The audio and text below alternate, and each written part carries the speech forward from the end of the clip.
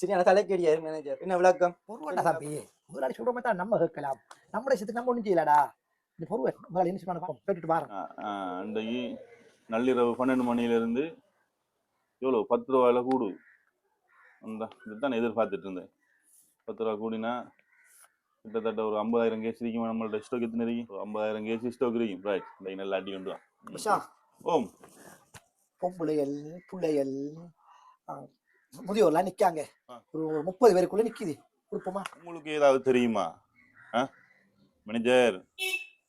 65,000 70,000 gas cylinder உள்ளு case இல்லாமலுக்கு இல்லை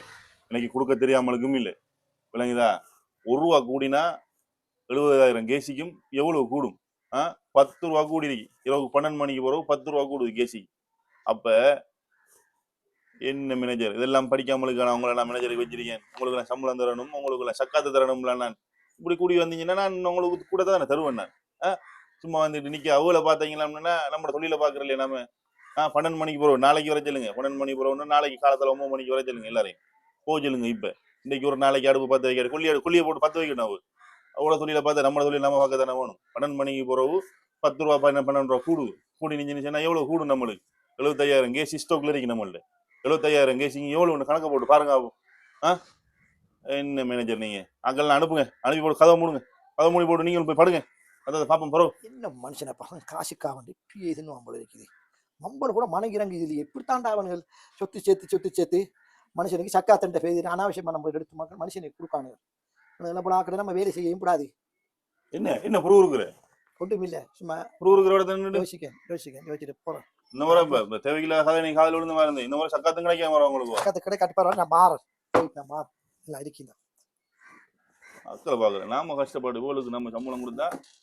புருவுருக்கு இப்படித்தான் பதுக்கள் வியாபாரம் செஞ்சியான் ஒவ்வொரு பொருளையும் விற்கானுங்க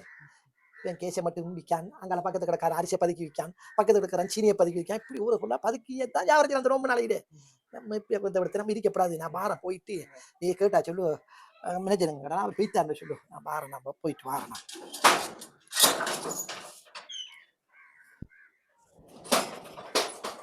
அஜயார் ஓம் வீட்டு பிள்ளைகளுக்கும் சோம் இல்லை வாங்கல கொஞ்சம் நாளைக்கு 10 நாளைக்கு லீவு வேணும் அஜயார் எப்ப தருவீங்களா 10 நாள் லீவு இல்லை இந்த டைம்ல லீவ் எடுக்கிற ஆக்கள் ரோட்ல இன்னைக்கு நாளைக்கு கடும் கிரௌண்ட் கொண்டு வரும் 12 மணிக்கெல்லாம் கொஞ்சம் காசு இருந்தா தாங்க சம்பள காசு போடையும் இல்லை நீங்க பிள்ளைக்கு சோம் இல்லை காசு மில்ல ஒன்றும் இல்லை இருக்கிற ஸ்டாக் எல்லாம் கொடுத்தாதான் காசு நாளைக்கு எடுப்போம் நீங்க